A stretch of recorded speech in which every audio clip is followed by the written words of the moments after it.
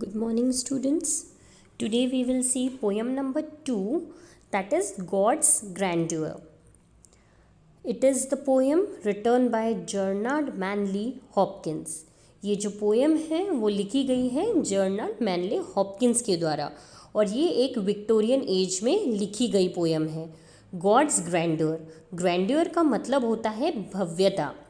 The quality of being large and impressive, मतलब बहुत भव्य कोई चीज़, वेरी लार्ज. तो अब पोएट के बारे में थोड़ा जान लेते हैं.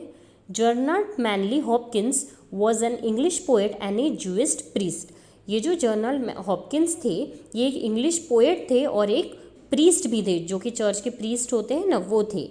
Some of his best poetry was composed while studying for ordination, for example, The Windower and the Piped Beauty. इनकी बहुत अच्छी पोएम्स थी जो कि है विंडोवर and piped beauty. His poems remained unpublished during his lifetime.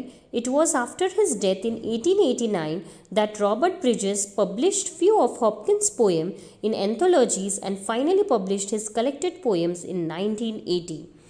जैसे कि आप देखते हैं कि ये जो पोएट है जर्नल मैनली हॉपकिंस का जो टाइम था वो काफ़ी शॉर्ट टाइम पीरियड था. उन्होंने हार्डली 45 ईयर्स तक के ही लाइफ जी है और इतने छोटे टाइम में उनकी काफ़ी सारी पोएम्स अनपब्लिश रह गई थी. उन्होंने लिखी थी लेकिन वो अनपब्लिश थी उनके लाइफ टाइम में. इसीलिए उनके डेथ के बाद 1889 में रॉबर्ट ब्रिज जो थे उन्होंने उनकी कुछ पोएम्स पब्लिश की और जो कलेक्टेड पोएम्स थी वो 1918 में उनके द्वारा पब्लिश की गई. Initially criticized as being odd and obscure, Hopkins won acclaim and recognition as a poet of great originality much after his death. जब स्टार्टिंग था उनका पोएम लिखने का और जब वो स्टार्टिंग में पोएम लिखते थे तो क्रिटिक्स जो थे उनको उतना पसंद नहीं करते, ऑड एंड ऑब्सक्योर करके बोलते थे. लेकिन हॉपकिंस की जब पोएम उनके डेथ के बाद पब्लिश की गई रॉबर्ट ब्रिज के द्वारा तो तब उन्हें रिकॉग्निशन मिला, तब उन्हें लोग जानने लगे कि ये जो पोएट है ये ओरिजिनलिटी ग्रेट पोएट है. ओरिजिनलिटी के जो भी कुछ है ओरिजिनल दिखाते हैं पोएम्स में, जो फैक्ट्स है ये सब उनकी लेकिन डेथ के बाद लोगों को पता लगा. अब पोएम के बारे में थोड़ा जान लेते हैं. God's Grandeur is written in the form of a Petrarch और इटालियन सोनेट. सोनेट का मतलब होता है 14 लाइन्स की पोएम होती है जिसमें कि पहले की जो फर्स्ट 8 लाइन्स होती है वो ऑक्टेट होती है और जो लास्ट की 6 लाइन्स होती है वो सेस्टेट होती है. तो यहाँ पे भी वैसा ही पार्टीशन है. Hopkins says that God's presence is evident everywhere in nature, but he reveals the fact that man do not pay heed to God anymore. जो पहले के 8 स्टैंजाज है उसमें उन्होंने यही सब बताया है कि जो मनुष्य जाति है वो सिर्फ अपने बारे में सोचते हैं, नेचर के बारे में नहीं सोचते हैं. सब कुछ उन्होंने नेचर को ही डिस्क्राइब किया है 8 लाइन्स में, लेकिन जो मैन है उस पर अटेंशन नहीं देते हैं, ऐसा वो कहते हैं पहले की 8 लाइन में. Instead, man prioritizes trade and industry which have transformed the environment and alienated man from nature.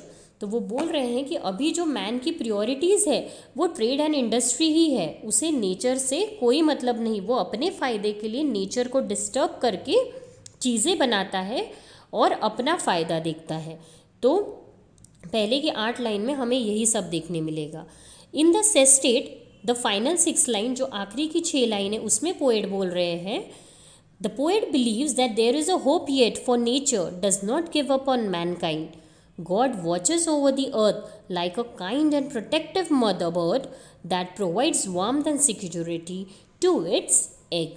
तो लास्ट के 6 लाइन में वो बोल रहे हैं कि भले ही इंसान नेचर को डिस्टर्ब करता है, अपना टाइम ट्रेड एंड इंडस्ट्री को ही दे रहा है, उसी को प्रायोरिटी मानता है, लेकिन लास्ट की 6 लाइन में पोएट बोलते हैं कि फिर भी हमें होप नहीं छोड़नी चाहिए, क्योंकि भले ही इंसान मैनकाइंड नेचर को डिस्टर्ब करता है लेकिन इसका मतलब ये नहीं है कि नेचर ख़त्म हो चुका है और जो गॉड है वो ऊपर से वॉच करता है अर्थ की तरफ और उसे as a protective mother bird, एक मदर बर्ड जैसे अपने पंछियों को वार्मथ देती है, गर्माहट देती है, प्रोटेक्शन करती है, अपने अंडों का सिक्योरिटी देती है उनको, उन पे बैठ के, वैसे ही भगवान भी ऊपर से अर्थ को वॉच कर रहे हैं और एज अ प्रोटेक्टिव मदर वो हम इंसानों की केयर कर रहे हैं, उनकी रक्षा कर रहे हैं, जैसे कि एक पंछी अपने अंडों की करता है, एग्स की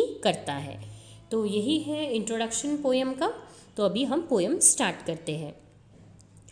the world is charged with the grandeur of God, it will flame out like shining from shook foil.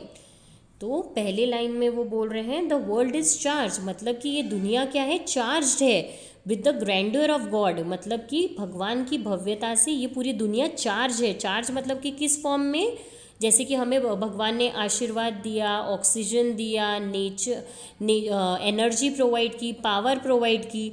It will flame out like shining shoe from shook foil, मतलब कि वो बोल रहे हैं कि भगवान ने हमको चार्ज किया है और इस तरह से चार्ज किया है कि हमारे अंदर से फ्लेम्स बाहर आ रही है।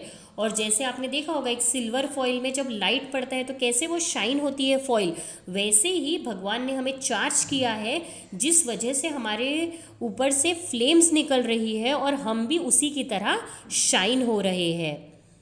थर्ड लाइन में बोल रहे हैं it gathers to a greatness like the ooze of oil crushed. ठीक है, तो थर्ड लाइन में वो ये कह रहे हैं कि हम जो है it gathers to a greatness, जैसे कि like the ooze of oil, ooze मतलब कि रिचनेस ऑफ ऑयल, जैसे कि एक ऑयल हम लोग ऑयल जब क्रश्ड हो मतलब क्रश करते कोई चीज़ और उसमें से जो ऑयल निकलता है वो कैसे गैदर होता है, एकजुटा रहता है। जैसे कि अगर हम बादाम का तेल बना रहे हैं, जैसे हम बादाम को क्रश करते हैं उसमें से ऑयल निकलता है, तो हम लोग कैसे देखते हैं कि वो एक गैदर्ड फॉर्म में रहता है, हम उसको सेपरेट नहीं कर सकते हैं। वैसी ही ग्रेटनेस वो हमें बता रहे हैं कि जैसे कि एक ऑयल को क्रश करने के बाद रिचनेस होती है, वैसे ही वो हमें बोल रहे हैं। और इतना सब कुछ भगवान ने हमारे लिए किया है, ऐसा वो हमें बोल रहे हैं।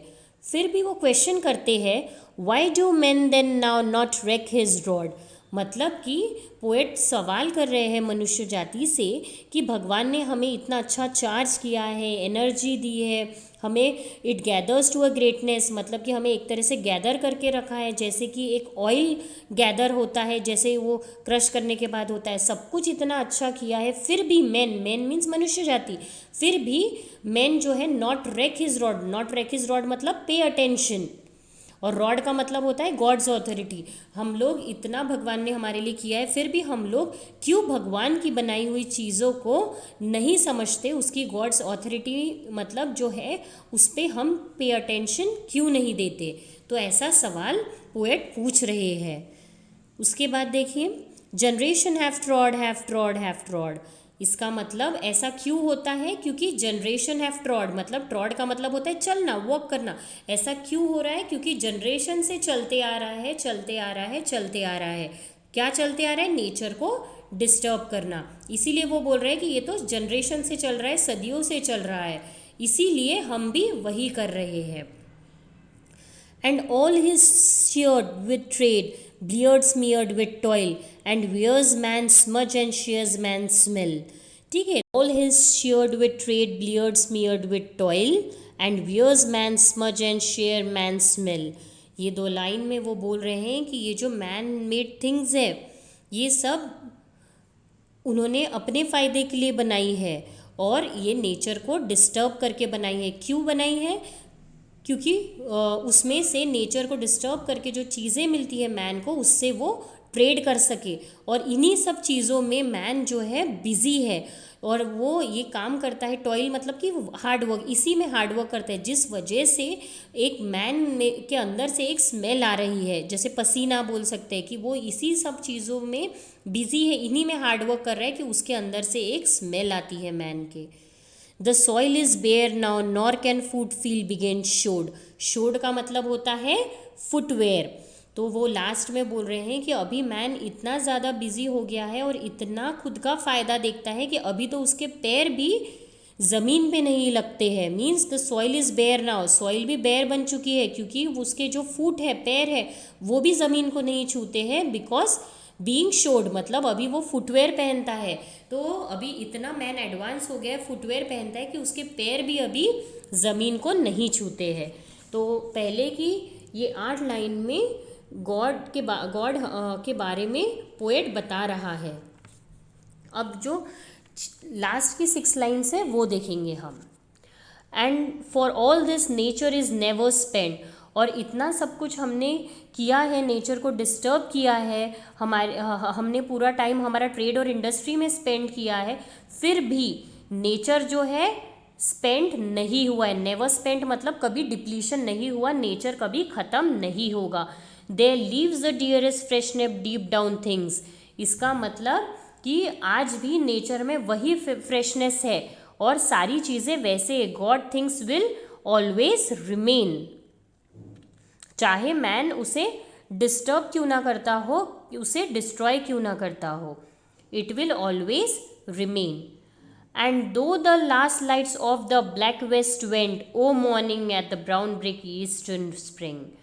तो ये लाइंस में वो बोल रहे हैं कि इतना करने के बाद भी last light off the black west, west मतलब कि जो सन, यहाँ पे सनसेट के बारे में भी वो बात कर रहे हैं कि भले ही सनसेट हो जाता है, रात हो जाती है, लेकिन oh morning at the brown brink eastward, मतलब कि ईस्ट में भले ही वेस्ट में सनसेट हो जा रहा है, लेकिन अगले दिन मीन्स मॉर्निंग में ब्राउन ब्रिक ईस्टवर्ड मतलब कि सनराइज होने वाला है, जैसे कि अंधकार के बाद अगले दिन उजाला ज़रूर होगा। तो वही वो ये 2 लाइन में हमसे बोल रहे हैं। Because the Holi ghost over the bend world breeds with warm breast and with a bright wings. So last के इसमें वो बोल रहे हैं कि जो भगवान है, होली घोस्ट मतलब कि क्रिश्चियनिटी की बात कर रहे हैं, द स्पिरिट ऑफ गॉड, जो गॉड है वो इतने अच्छे हैं कि वो जैसे कि पंछी अपने बच्चों की केयर करता है, उन्हें वार्म प्रोवाइड करता है, उसमें से जान को उत्पन्न करता है, वैसे ही भगवान भी अपनी छत्र छाया हम पे बनाए रखे हैं। और जैसे एक पंछी अपने बच्चों को संभालता है, और वैसे ही भगवान भी ये अर्थ पे अपनी कृपा बनाए रखते हैं, जैसे कि एक पंछी अपने अंडों की केयर करता है। तो यही सब पोएट हमें बता रहे हैं पोयम में।